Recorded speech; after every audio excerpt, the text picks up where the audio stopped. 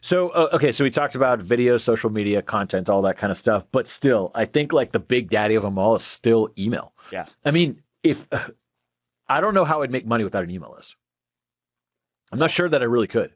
That's true. And a lot of the companies I'm invested in, their email list is the star of the show. That's the star of the show. Or their business, right? I mean, that's how they make all their money, through emails. It's kind of wild. And of course, I'm in a little bit of a bubble, but that's fine. But why are emails still so powerful? It still seems to be the backbone of like every company.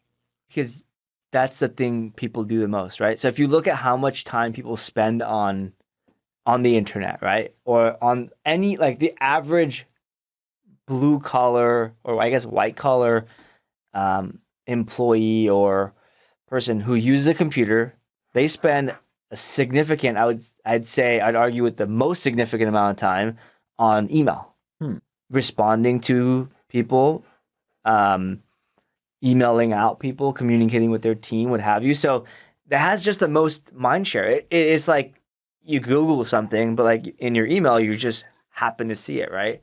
But that being said, as the workflows, as like things like Slack and Microsoft Teams become more prevalent, it'll shift more towards that, to where like now my email, I only check email a couple times a day because I know it's not anyone from my team. My team won't email me. They'll Slack me. If I get an email from my team, it's like, it's either an HR reason, I missed their Slack information and they know I'm out of town or something like that, or it's like I need to sign something that, needs to be in an email. I honestly think, I remember a lot of marketers were really pissed about the promotions tab and stuff in Gmail. Yeah. But dude, that is the only way I can operate. Yeah. It's so They're like, I get so many notifications. Look, Express is having a sale for 25% off. And I'm like, I don't have time for this. Yeah, it's so much annoying. And it just automatically sorts it for me. It's amazing. So now email is like actually even more important or usable because of all that stuff. Now you obviously run a pretty big company called Mailshake. That it's basically like, how do you even explain Mail? Like a sales autoresponder kind of? Yeah, like a so follow-up you can build like program? a sales sequence. So you can send like a automated follow-up based off of, if they open this, then like follow up with this email. If they don't open, you can wait, drip them. And we recommend so many salespeople to Mailshake for their cold emails. So we'll help them write a cold email specific for them and then upload it to Mailshake for them. Have you seen cold emails kind of change or anything over the years, or what do you notice there? No, I think they've still been around. What people say, how people should structure them, I think my recommendations have still been fairly similar, right? Which the general principle is keep it short, provide value, and follow up with value, right? And make it have a clear call to action. So like almost, I think I used I got a lot of this stuff, by the way, when we started Mailshake from your copywriting course. Yeah, we're talking about it. Yeah, and it's just great. Like we use the,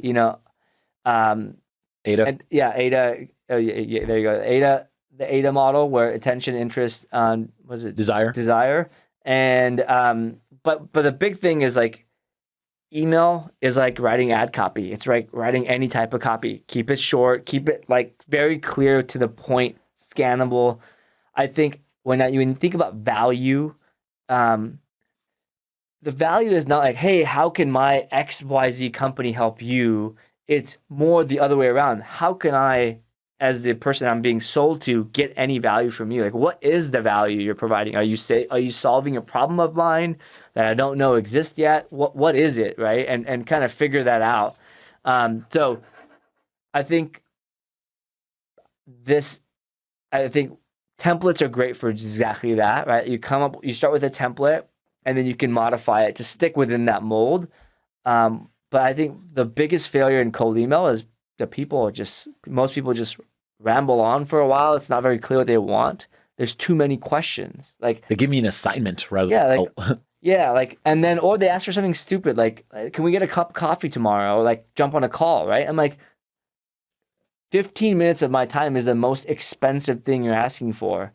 So I always tell people, because we do a lot of campaign reviews and feedback, I always tell people, like, keep your ask, the lower the friction the ask, the more likely you're going to get a yes, or at least you're not going to get a no. And you're going to get them to engage, right? Again, you don't ask someone to marry you before you go on a date. A cold email should be get that first date, right? It's like meeting a woman at the bar and try to get their phone number. That's what a cold email is. Nice. Or go to India and just get arranged marriage. There you go. Yeah, that's what a bad cold email would be, I guess. Well, so it's kind of one more note on that. Eamon, who's actually going to be in here next week, CEO of AppSumo, he has the greatest cold email pitch I've ever seen. They obviously pitch software companies to put on AppSumo platform. Yeah. And he goes, hey, we have 750,000 people that want to use their name service in. Yeah. And then dash Eamon. Yeah. And it works all the time. And that's a social proof. 750,000 power users. Hell yeah, I want to be in on this. Yeah, of course. Exactly. AppSumo is a powerhouse of of folks. So if what do people want? 750,000 household customers who have bought software in the past. Yeah. Yeah. Of course. Great. Exactly. Great. It's amazing.